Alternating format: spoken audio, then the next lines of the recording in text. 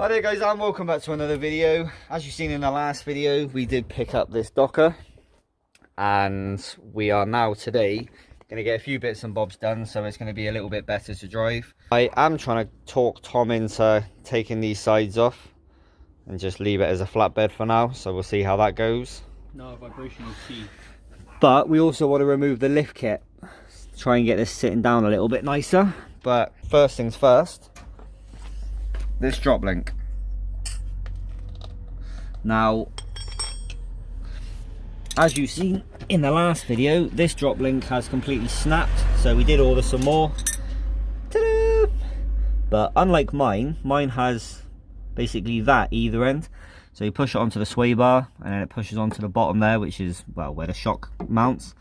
But on Tom's, he's got like a thread that goes into the sway bar. So, didn't know that. Now I do. It's easy enough to do.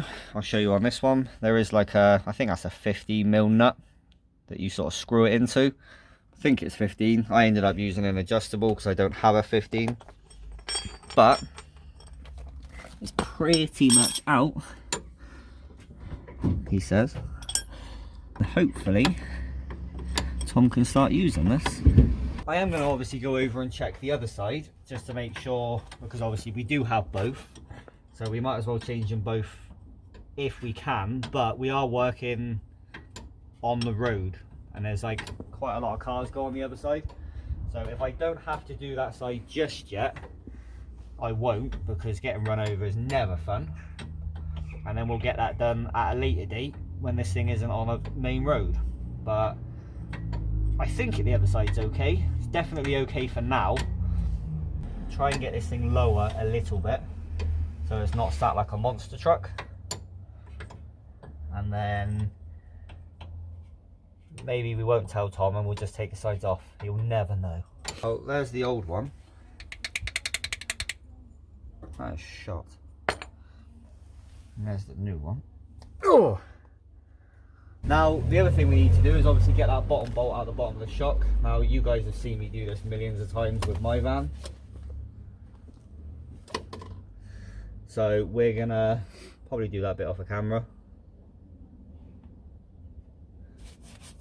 This thing definitely needs a jet wash. You can tell this thing's been off-road.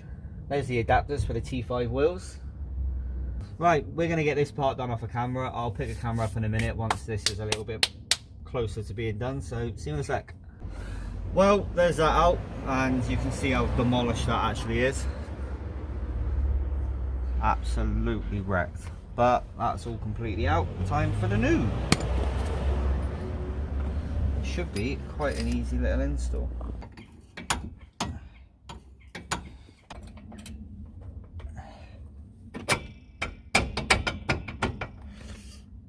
Hopefully you guys enjoyed that last video of us picking this thing up and are looking forward to seeing much more content on it. To start off with, it is only going to be like stuff like this. I do want to do a short shift on it, which if you guys haven't already seen, I've done a short shift video very early on, so we're going to do that again on this. Tom is after a set of seats for this, so if you guys have any, drop me a message, drop Tom a message. Well, there's that done. Put the wheel back on. This thing should drive perfect.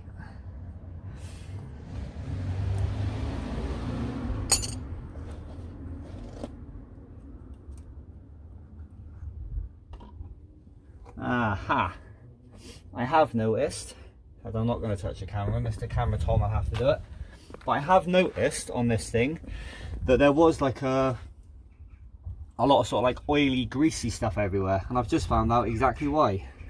There you go, you can just about see it there. That's the gator for the drive shaft, so all the fluid or grease has come out of it, which is a very easy fix. Get one of them ordered up, that's that problem resolved. And that'll explain why there's grease all over the back of the engine. So yeah, there's one of our little leaks sorted. There is another ever so slight leak coming from the power steering. I've got the exact same problem on mine, but that's because I'm so low I've hit it and broke it. And Tom's has got his because it's old. and probably just needs replacing. It does look weird seeing a full-size bump stop, which I'm very not used to seeing. Definitely not used to seeing that. But yeah, there's that done. Let's get the wheel back on. And then, I'm covered in shit. Start having a look at getting this thing lower. So, see you in a sec. Well, there's that all done, all back on the floor, finished. This should drive lovely. And Tom has given me the green light to take these off, which will be easy. I don't have a circlip tool, but I do have a screwdriver. There's one. Yeah. Oh, this one's literally just bolted up. Yeah.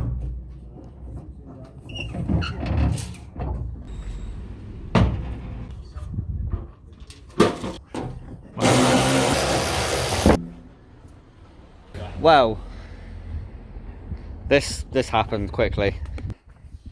Yeah, they are completely off, and this looks like a completely different van now. I like this. We are going to have to remove or cut the brackets off at the back, which is where obviously the back panel was bolted up to. We're going to have to cut them off, and we are going to have to cut these off. But that's an easy enough job. Tom does want this bed tucked in a little bit because it is wider than the body, so we want to try and cut it back so it's sort of in line. So probably cut it back to about there, suck it in. Right, now we're gonna have to remove these blocks. Easy enough, just remove that one bolt underneath the shock, bring this thing down. I mean, that's probably what, 2 inch left. Tom is selling these, by the way. I haven't asked him, I'm telling him he's selling them. Oh, I had a thought, shall I sell the lift blocks?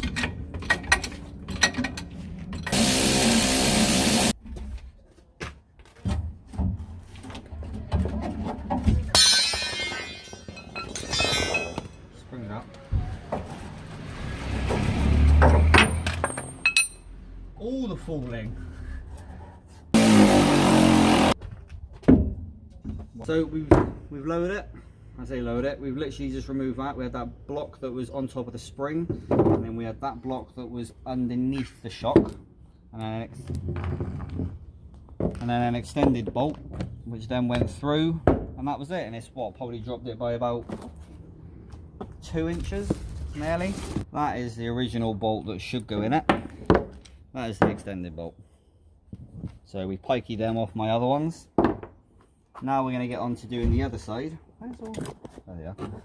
Take all this lot off the other side, and she should be nice and low. Unlowered side looks like. The lowered side looks like. We're going to do this bit off the camera, and yeah, we'll see you in a sec.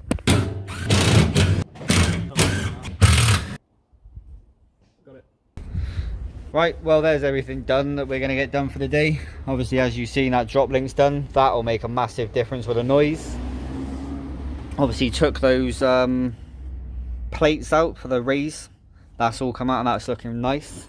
I mean, that's, yeah, quite a considerable raise. If you're interested in them, drop either me or Tom a message.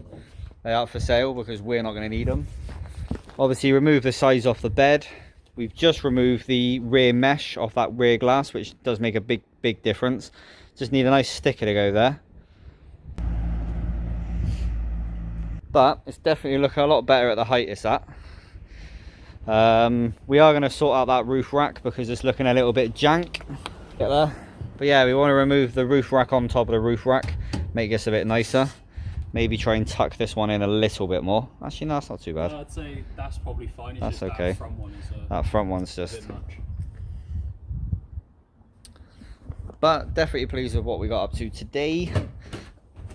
I think we managed to get quite a lot done. Like I said, if you're interested in this lift kit plate thing, it is all machined lovely actually. It's a really nice bit of kit. Hit us up if you're interested and we'll drop you a price, and if you want them, you can buy them. Anyway, I'm going to stop rambling and get myself gone and clean and sorted. But thank you very much for watching. Hopefully you guys are enjoying this build. But as always, thank you very much for watching. Thank you very much for putting up with my dumb ass. And as always, take it easy.